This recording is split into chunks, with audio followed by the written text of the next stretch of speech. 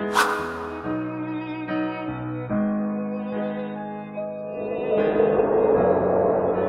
heaven, there will be a massive celebration of Jesus. Triumphant entry. And they will be carrying palm leaves. Palm leaves. And celebrating the Messiah. The triumphant entry. Your salvation, it is too important for the kingdom of God. Don't play with it. Don't play with your salvation. No. Your salvation is not a group effect. A group action. No. It is personal. And Jesus is waiting. Heaven is waiting. It is too important. The kingdom of God is coming.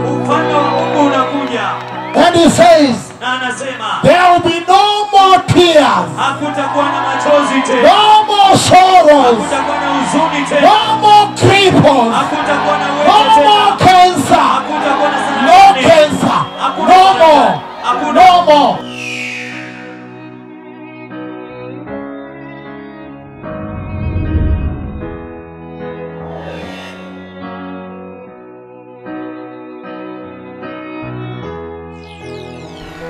On May 10th, this year, just a few days ago, 2019, in the visitation of night, it takes me very close to the city of New Jerusalem. Very close, and you could see the light. It's like you are driving in your countries in the night, and then you are approaching a mega city, mega.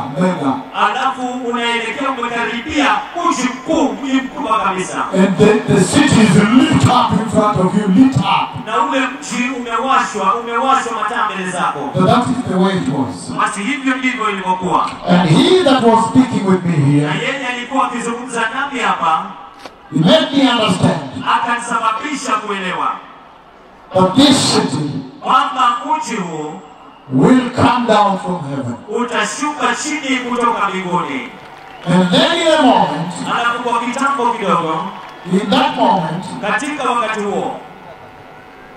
the Lord makes me look up. That means I have come back.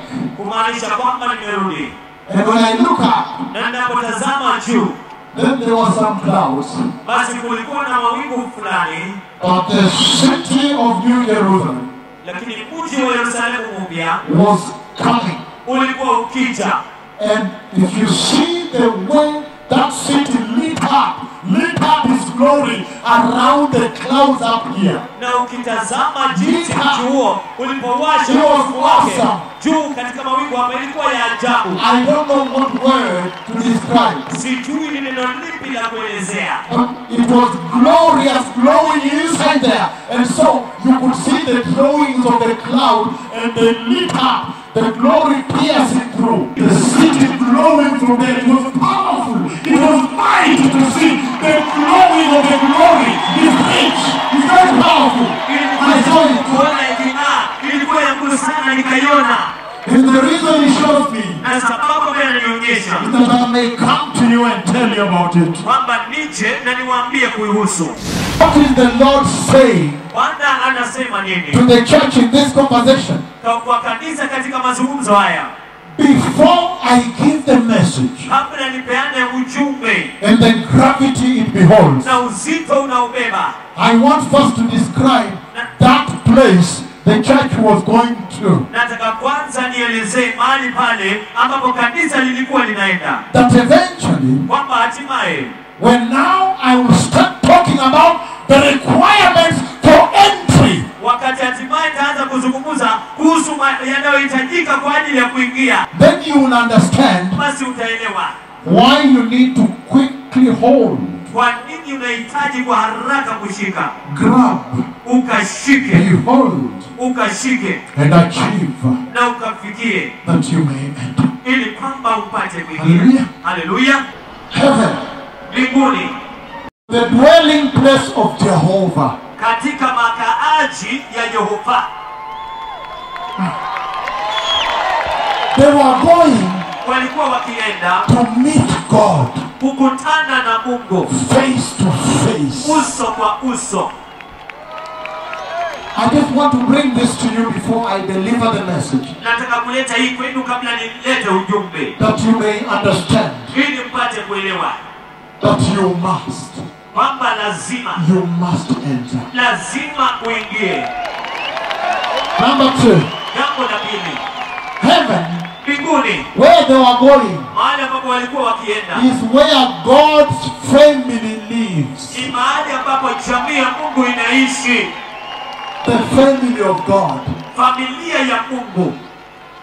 And so if you are a member of the family of God, basi ikiwa wewe ni mshirika wa familia ya Mungu, then you will understand the instruction I will give today. Basi utaelewa maagizo nitakayopeana leo hii hapa. Hallelujah. Hallelujah. And he says, na anasema, sometimes wakati mwingine the Bible calls heaven the mountain of God. Biblia inaita mbinguni mlima wa Bwana. They were going to the mountain of Jehovah. Walikuwa wakienda katika mlima wa Yehova. Hallelujah. Hallelujah. Do you still want to go to heaven? Je, bado unataka kwenda mbinguni? Okay, let's move on. Hebu basi tuendelee. Heaven, mbinguni, where they were entering, mahali ambapo walikuwa wakiingia, is also called the city of God. The city, the glorious city I saw. Pia inaitwa mji wa utukufu wa Mungu. In the book of Revelation 21, it describes the entire city of New Jerusalem. Katika kitabu cha Ufunuo 21 inaelezea kuhusiana na mji wote Yerusalemu mpya. Heaven, mbinguni, where the church is supposed to be going, where the people I saw enter were going. Mahali ambapo kanisa linapaswa kwenda, mahali ambapo wale watu niliowaona walikuwa wakienda. Is the most exalted kingdom ever. There is no other.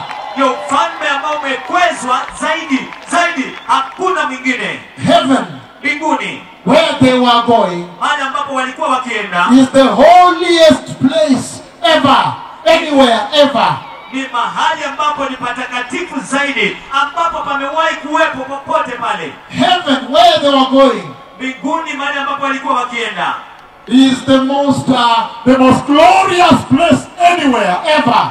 Ni mahali pa utukufu zaidi kuliko popote pale pamewahi kuwepo. The most perfect place ever, anywhere. Mahali ambapo ni pakamilifu zaidi kuliko popote ambapo pamewahi kuwepo ama patakuwepo. In other words, kwa maneno mengine, where they were going, mahali ambapo walikuwa wakienda, there is no disease. Hakuna magonjwa.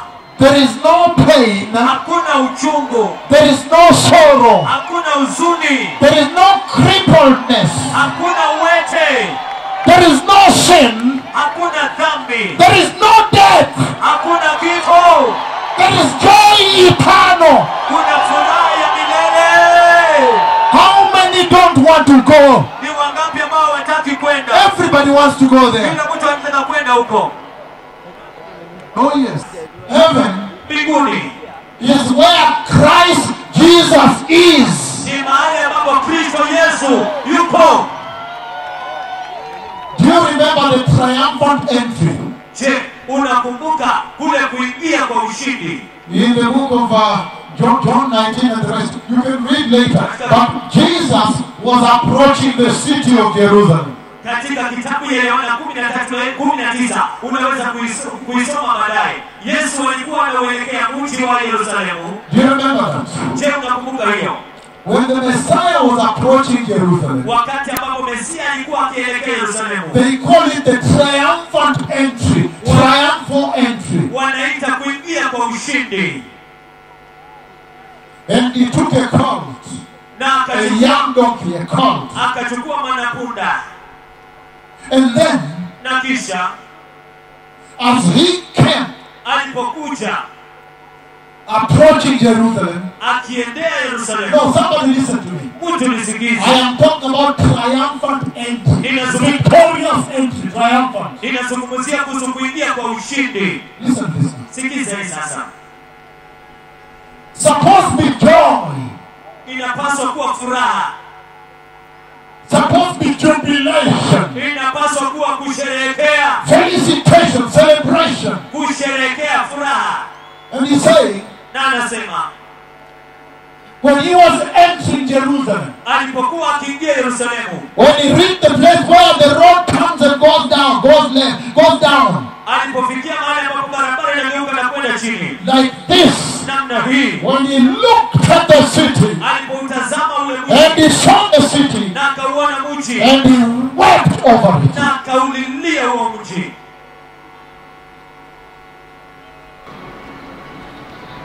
He went. Akalia.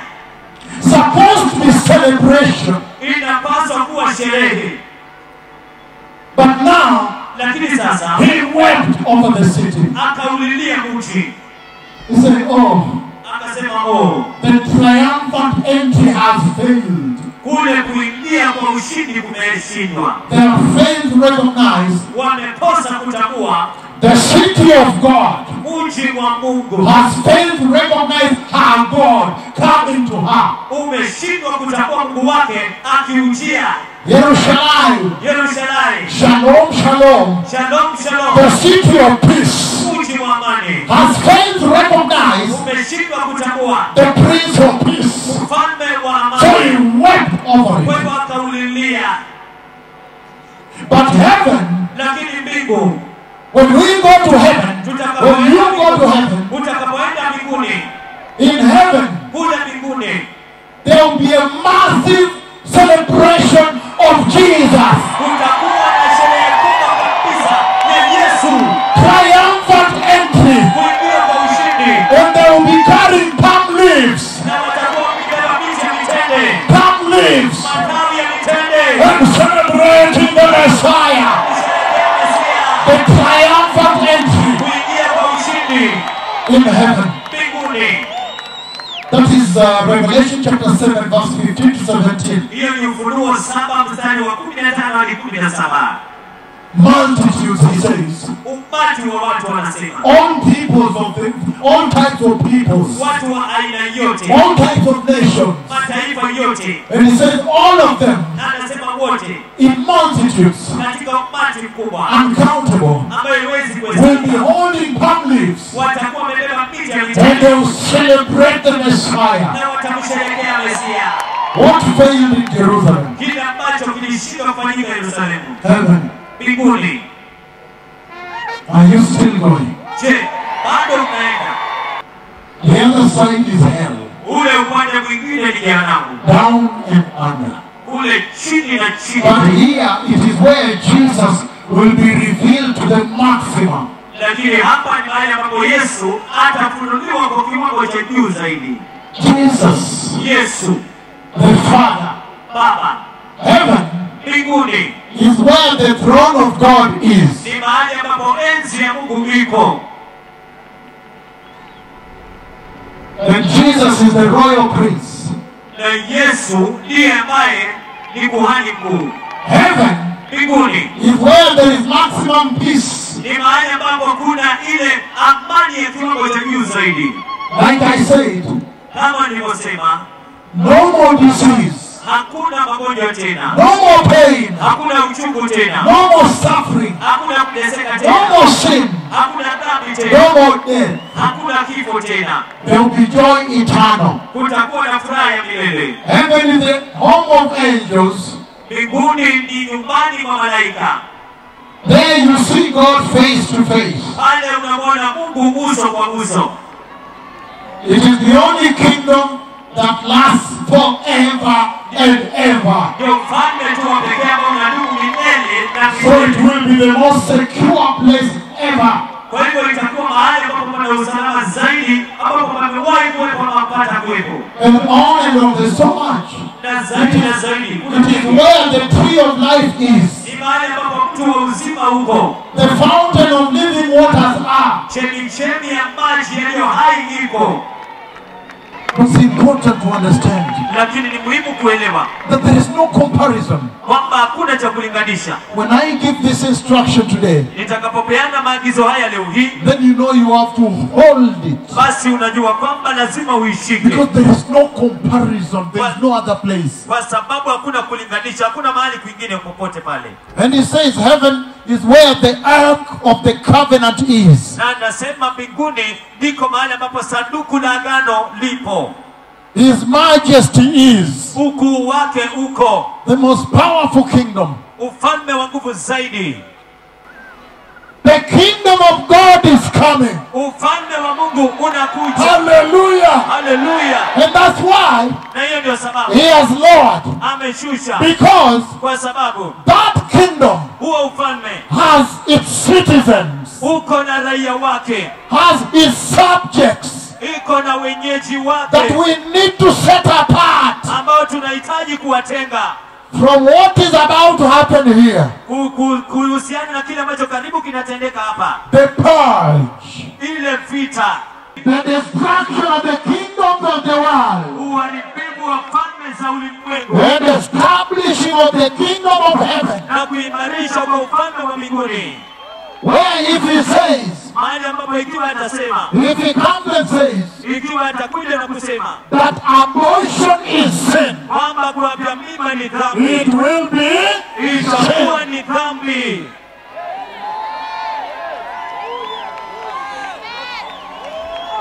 Absolutely. If he says, ikiwa atasema homosexuality is sin, ushoga ni dhambi, then it will be sin. Basi itakuwa ni dhambi. If he says, ikiwa atasema lying is sin, uongo ni dhambi, then it will be sin. Basi itakuwa ni dhambi. Oh yes. Oh ndio. I said, nilisema that the kingdom of heaven, kwamba ufalme wa mbinguni, where the church is going to, mahali ambapo kanisa linaenda, is the only known everlasting kingdom, the only one. Ndio ufalme tu ambao unajulikana wa milele, uliojulikana tu. It is not a joke. Sio mzaha. We have to prepare for the coming kingdom. Inabidi tujiandae kwa ajili ya ufalme unaokuja. The kingdom of God is coming. Ufalme wa Mungu unakuja. And he says, na anasema, there will be no more tears. Hakutakuwa na machozi tena. No more sorrows. Hakutakuwa na huzuni tena. No more cripples. Hakutakuwa na wewe tena. No more cancer. Hakutakuwa na saratani. No cancer. No more. No more. It's enough. Imetosha.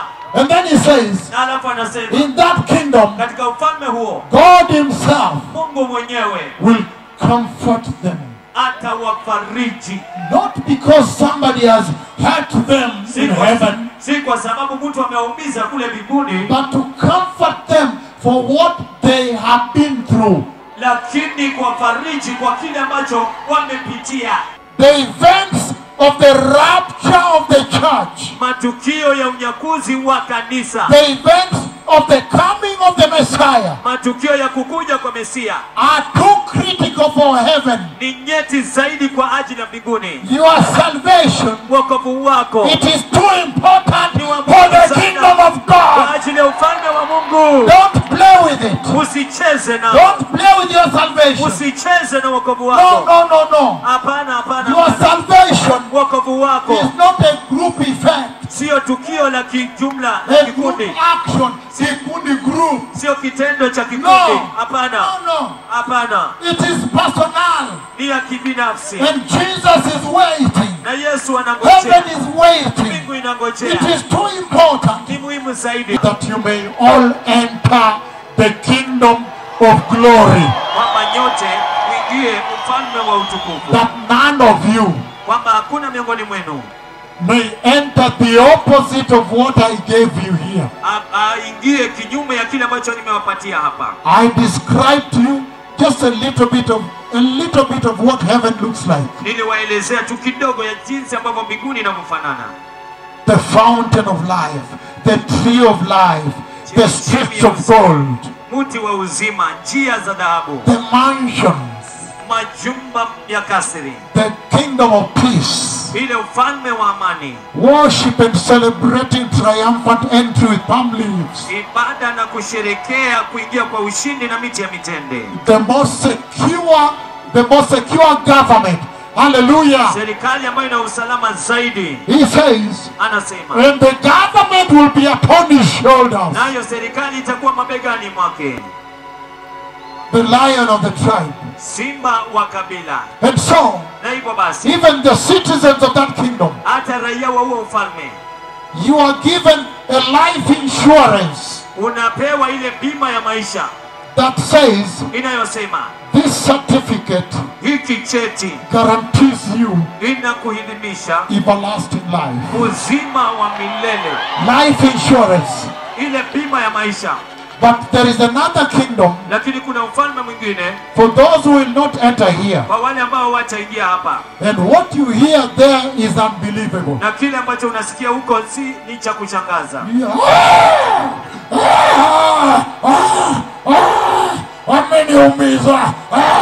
And another one this side. Unasikia vilio upande huu mwingine. Does that sound like what you want to live through? Je, hiyo inasikika kama kile ambacho unataka kuishi kwacho? The kingdom of heaven. Kwamba ufalme wa mbinguni is a glorious kingdom. Ni ufalme wa utukufu. The kingdom of security and peace. Ni ufalme ulio na ulinzi na amani. If you go to hell, ikiwa utaenda jehanamu, there is a lot of terrorism there. Kuna ugaidi mwingi mle ndani. There are terrorists there. Kuna magaidi pale. And they are terrorizing people there. Na wanawatishia watu huko. But when you enter the kingdom of God, lakini unapoingia ufalme wa Mungu, it is the most secure kingdom ever, everywhere, forever. Ndio ufalme ulio na ulinzi na usalama kote, ambao umewahi kuwepo milele. No more crying. Hakuna kulia tena. No more yelling. Hakuna kulia tena. No more mourning. Hakuna kuomboleza tena. No more weeping. Hakuna kulia tena. No more sin. Hakuna dhambi tena. No more death. Hakuna kifo tena. Only life. Ni uzima tu. And joy eternal. Na furaha milele. And every day is a celebration. Na kila siku ni kusherehekea. If you want to receive the Lord very, very high, say, mighty Jesus. Mighty Jesus. Sema Yesu mkuu. I repent. Ninatubu. And turn away. Na kugeuka. From sin. Kutoka kwa dhambi.